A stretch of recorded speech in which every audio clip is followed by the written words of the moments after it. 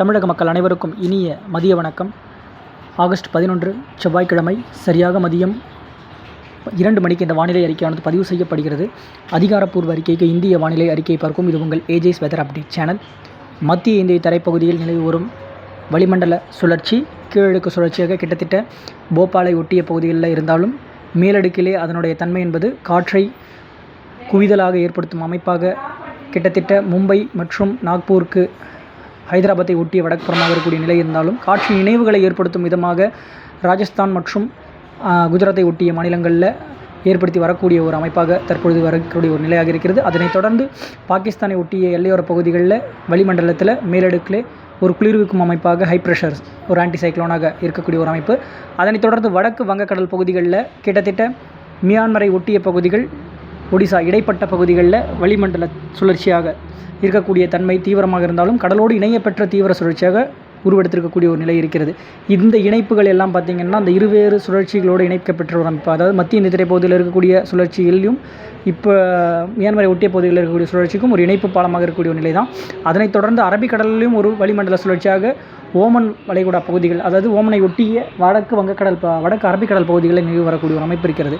இப்போ அதிலிருந்து பெறப்படுகின்ற காற்றின் அமைப்புகள் என்பது கிட்டத்தட்ட பார்த்திங்கன்னா ஈரான் பகுதிகளில் ஒரு வலுவான உயரழுத்த பகுதியாக இருக்கக்கூடிய ஒரு நிலை. அந்த காற்றோட அமைப்பு வந்து இந்த வளிமண்டல சுழற்சிக்குள் உள்நுழையக்கூடிய ஒரு அமைப்பாக இருந்து ஈரப்பதம் கொண்ட காற்றோட அமைப்பாக நமக்கு வந்து மழைப்பொழிவை ஏற்படுத்தும் விதமாக அந்த கடலிலிருந்து வரக்கூடிய அந்த அமைப்பு என்பது கேரளாவில் குறிப்பாக தெற்கு கேரளா பகுதிகள் வழியாக உள்நுழையக்கூடிய ஒரு தாராபுரத்திற்கு தெற்கு புறமாக நம்ம இப்படி சொல்லணும்னா தமிழ்நாட்டில் சொல்லக்கூடிய ஒரு குறியீடாக சொல்லணும்னா பாலக்காட்டு கணவாய்க்கு தெற்கு புறமாக வரக்கூடிய பகுதிகளில் தற்போது கூடுதலாக ஏற்படுத்தக்கூடிய ஒரு அமைப்பு என்பது அந்த ஈரப்பதம் இந்த காற்றின் ஊடுருவல் என்பது கிடைக்கப்பெறுகின்றது.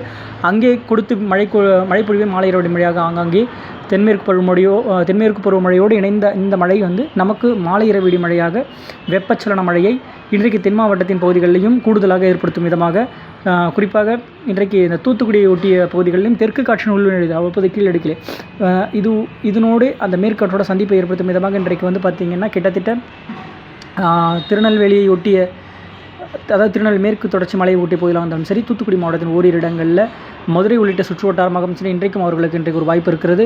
புதுக்கோட்டை சிவகங்கை மாவட்டத்தின் இணையான பகுதிகளிலும் சரி, அருப்புக்கோட்டை ஒட்டிய பகுதிகளில் ஓரிரு இடங்களில் வாய்ப்பாக இருக்கக்கூடிய நிலை. இன்றைக்கு திருச்சி மாநகரத்திற்கு ஒரு வாய்ப்பாக எடுத்துக்கொள்ளலாம். அவர்களுக்கு இன்றைக்கு ஒரு வாய்ப்பு தெரிகிறது.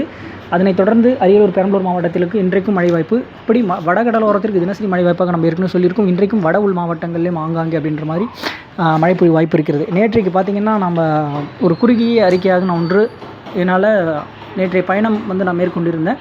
அதனால் அறிக்கை வழங்க இயலனாலுமே இருந்த போதிலும் நம்ம வந்து மாலை அறிக்கையாக வழங்கியிருந்தோம். அப்போ வந்து பார்த்திங்கன்னா கிட்டத்தட்ட ஈரோடை ஒட்டிய மாவட்டத்தின் பகுதிகள் மேற்கு புறமாக வடமேற்கு பகுதிகள்னு சொல்லாங்க, சத்தியமங்கலம் உள்ளிட்ட அந்த வனப்பகுதிகளில் அந்த இடத்துல உருவான மழைப்பொழிவு அப்படியே தருமபுரி மாவட்டத்தின் பகுதிகளிலும் சில இடங்களில் மழைப்பொழிவை உருவாக்கி கொண்டே மேற்கிலிருந்து வரக்கூடிய நிலை இருக்கும்போது அது கிழக்கு நோக்கி வராது நமக்கு தீவிரமடைந்து வரக்கூடிய நிலை இருக்கும் அப்படின்ற மாதிரி சொல்லியிருந்தோம். நம்ம எதிர்பார்த்தது போலவே சேலம் மாவட்டம், கள்ளக்குறிச்சி மாவட்டத்தை ஒட்டிய பகுதிகள், அதனை தலைநகராக கொண்டு வடக்கு புறமாக இருக்கக்கூடிய பகுதிகளிலும் சரி, தெற்கு புறமாகவும் பெரம்பலூர், அரியலூர் மாவட்டத்திற்கு அதிகபட்ச மழைப்பொழிவு கிட்டத்தட்ட ஒரு 93 மில்லிமீட்டர் அளவிற்கு மழைப்பொழிவு அரியலூர் மாவட்டத்தின் பகுதிகளில் மழைப்பொழிவு கொடுத்திருக்கிறது.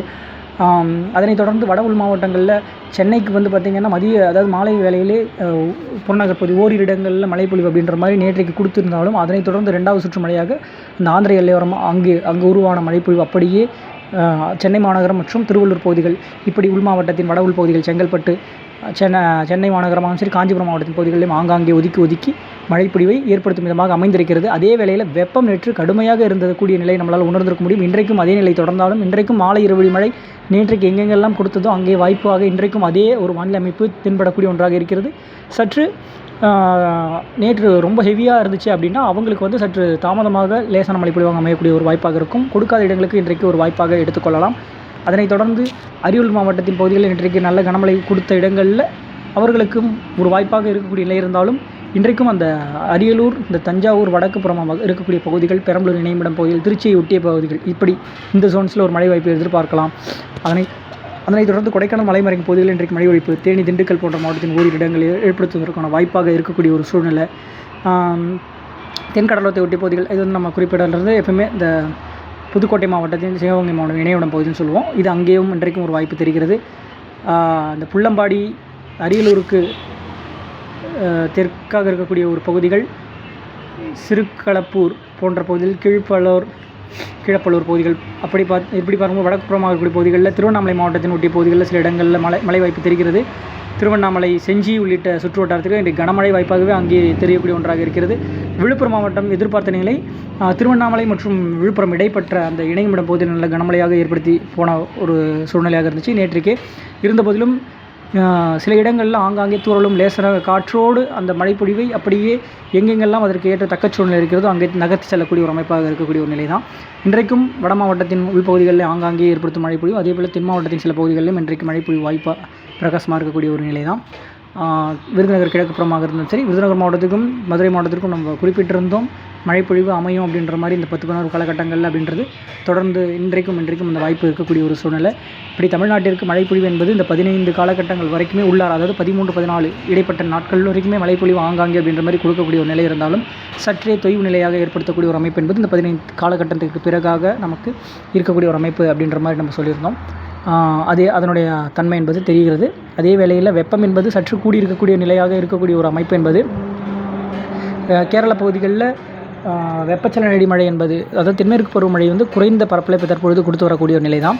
அவர்களுக்கு தீவிரம் குறைந்திருக்கக்கூடிய ஒரு நிலை. அதே வேளையில் நமக்கு இப்போ அவங்களுக்கு பார்த்திங்கன்னா இங்கே வடக்கு வங்கக்கடல் பகுதிகளில் ஒரு நிகழ்வு உருவாகி இருக்கக்கூடிய ஒரு அமைப்பு என்பது சற்று மழைப்பொழிவை பார்த்திங்கன்னா இனி வரக்கூடிய நாட்கள் எப்படி அமையப் போகிறது அப்படின்னா, இப்படி வடக்கு வங்கக்கடலில் இருக்கக்கூடிய அந்த நிகழ்வு மெல்ல இந்திய நிலப்பரப்பை நோக்கி நகரும். அதே வேளையில் நமக்கு உயரழுத்தமாக பார்த்திங்கன்னா குஜராத்தை ஒட்டிய பகுதிகள், ராஜஸ்தான் பகுதிகளில் இப்போ அந்த வலுவான உயரழுத்தம் என்பது இந்த நிகழ்வை வடமேற்கு திசையாக நோக்கி நகர்த்தாமல் அது தெற்காக அப்படியே நகர்த்தும் அமைப்பாக இருக்கிறது அப்படின்ற மாதிரி சொல்லியிருந்தோம். இந்த நிகழ்வு என்பது 18-20 காலகட்டங்கள் எதிர்பார்த்தாலே ஒரு நாள் முன்னும் பின்னாக அப்படி இருக்கக்கூடிய நிலை தான். ஆனால் இருந்தாலும் அதற்கான சூழ்நிலை என்பது 19-18 காலகட்டங்களிலே திரும்பவும் பார்த்திங்கன்னா இந்த தொய்வு நிலையாக இருக்கக்கூடிய மழைப்பொழிவை தமிழகத்திற்கு வெப்பச்சலன இடிமழையாக ஆங்காங்கே மீண்டும் பார்த்திங்கன்னா ஒரு மழை வாய்ப்பை ஏற்படுத்தும் விதமாக அந்த வளிமண்டலத்தில் இருக்கக்கூடிய அந்த அமைப்பு என்பது தென்னிந்திய நிலப்பரப்பின் மீது குறிப்பாக கேரளா மற்றும் கிட்டத்தட்ட கர்நாடக பகுதிகள் அந்த கோஸ்டல் ஏரியாஸில் அமைந்து இது அப்படியே தென்னிந்திய பகுதிகள் அப்படியே அந்த படர்ந்து விரிந்த அமைப்பாக இருக்கக்கூடிய ஒரு அமைப்பாக இருக்கிறது. அது அன்றைய காரணிகளை பொறுத்து அந்த காற்றின் அமைப்புகள் குவிதல்கள் எங்கெங்கெல்லாம் ஏற்படுதோ அங்கெங்கே மழைப்பொழிவு அப்படின்ற மாதிரி ஏற்படும். குறிப்பிட்டு இப்போ சொல்லணும் அப்படின்னா இப்போ இருக்கக்கூடிய அமைப்பின்படி பார்க்கும்போது நமக்கு இந்த வட மாவட்டங்களில் ஏற்படுத்தும் அமைப்பு என்பது சற்று அவர்களுக்கு இன்னும் கூடுதல் அமைப்பாகவே தெரிகிறது. இருந்த போதிலும் நம்ம மேற்கு பகுதிகளிலும் உள் மாவட்டங்களிலும் இன்னும் மழைப்பொழிவு அப்படின்ற மாதிரி நம்ம எதிர்பார்த்த நிலை என்பது சற்று சவாலாக இருந்தாலும் அவர்களுக்கும் ஒரு வாய்ப்பாக இருக்கக்கூடிய நிலை. இந்த சுழற்சியின் தன்மை என்பது எப்படி அமையப் போகிறது அப்படின்றத பொறுத்து. அதே வேளையில் நம்ம எதிர்பார்த்த நிலை என்பது இந்த வடக்கு கேரளா மற்றும் தெற்கு கர்நாடக நிலப்பரப்பின் மீது அந்த கோஸ்டல் ஏரியாஸில் அமையக்கூடிய நிலை இருக்கணும். அன்றைய சூழ்நிலை அந்த காற்றின் குவிதல்கள் அதற்கு தக்க சூழ்நிலை இருந்தால் கண்டிப்பாக நம்ம சேனலில் அமைப்புகள் இந்த வானிலை சூழல்கள் எப்படி இருக்கிறது அப்படின்றத நம்ம ஒவ்வொன்றாக விவரித்து நம்ம அப்டேட் பண்ணிகிட்ருப்போம். இணைந்திருங்கள். வானிலையில் ஏதாவது ஒரு சிறு மாற்றம் இருந்தாலும் உடனுக்குடன் அறிவிக்கின்றேன். இன்றைக்கும் மத்திய உள் தமிழக பகுதிகள், அதாவது திருச்சி உள்ளிட்ட அரியலூர் உள்ளிட்ட பகுதிகள், டெல்டாவின் பகுதிகளுக்கும் இன்றைக்கு மழை வாய்ப்பு என்பது ஏற்படுத்தக்கூடிய ஒரு அமைப்பாக இருக்கக்கூடிய நிலை. அதே வேளையில் உள் மாவட்டத்தை பொறுத்த வரைக்குமே நமக்கு ஏற்கனவே சொல்லிக்கிறோம், இன்றைக்கும் அந்த ஈரோடு, சேலம் உள்ளிட்ட மாவட்டத்தின் பகுதிகளிலும் தருமபுரி போன்ற மாவட்டத்தின் பகுதிகளிலும் சில இடங்களில் மழைப்பொழிவை ஏற்படுத்தி கொண்டே இன்றைக்கும் கடலோரம் மழைப்பொழிவு நிறைவடையும் அமைப்பாக தற்போது கடலூருக்கு மையமாக வைத்த கடலூர், புதுச்சேரி, காரைக்கால் போன்ற பகுதிகளுக்கும் இன்றைக்கும் மழை வாய்ப்பாக ஏற்படுத்தும் விதமாக இன்றைக்கு மழை வாய்ப்பு சூழல் என்பது தென்படக்கூடிய ஒன்றாக இருக்கிறது. வானிலையில் ஏதாவது ஒரு சிறு மாற்றங்கள் இருந்தாலும் உடனுக்குடன் அறிவிக்கின்ற வானிலையோடு இணைந்திருங்கள். நன்றி, வணக்கம்.